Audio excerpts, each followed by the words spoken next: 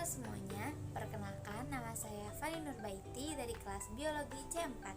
Di video kali ini saya akan menjelaskan materi mengenai suksesi dan juga memaparkan inti dari jurnal yang telah saya baca yang mengenai terjadinya suksesi sekunder. Sebelumnya, saya akan menjelaskan apa itu suksesi.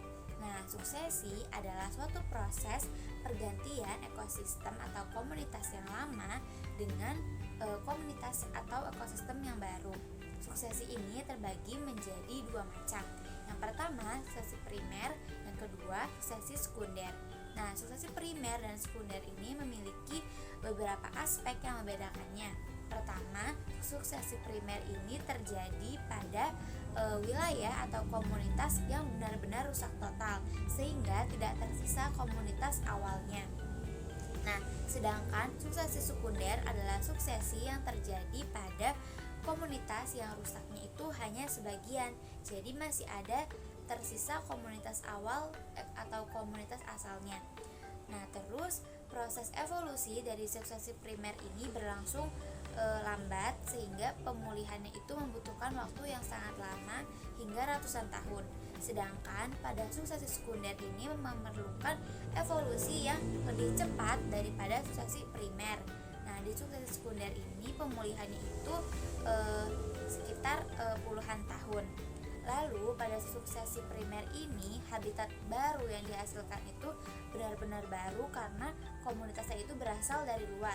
Sedangkan pada suksesi sekunder komunitasnya itu berasal dari komunitas asalnya yang dulu dan juga beberapa sebagian dari komunitas luar.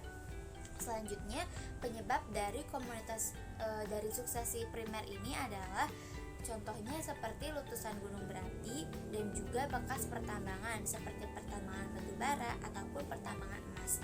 Lalu kalau suksesi sekunder ini penyebabnya itu adalah dari angin kencang atau juga banjir dan juga tsunami. Terus setelah mengetahui apa itu suksesi, di sini saya akan menjelaskan salah satu jurnal yang sudah saya baca yang memaparkan terjadinya kejadian suksesi sekunder.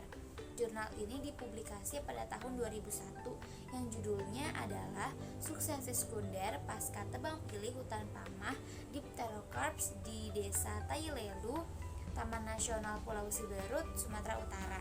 Nah, di jurnal ini berisikan tentang proses terjadinya pemulihan hutan bekas dari tebang pilih pada tahun 1970-an. Sebelum adanya proses tebang pilih ini, hutan di daerah Sumatera ini sudah dimanfaatkan oleh masyarakat sekitar. Namun masyarakat memanfaatkannya itu menyesuaikan dengan keseimbangan alam. Jadi misalnya mereka akan menggunakan kayu dari pohon yang sudah besar jika pohonnya itu tumbang sendiri atau tumbang karena adanya petir, pokoknya secara alamiah. Jadi tidak ditebang secara cuma-cuma. Sedangkan pada saat 1970 saat mulai datangnya para pengusaha tebang pilih di daerah Sumatera, para industri itu memutuskan untuk melakukan proses tebang pilih sehingga hutan di Sumatera itu menjadi terganggu ekosistemnya.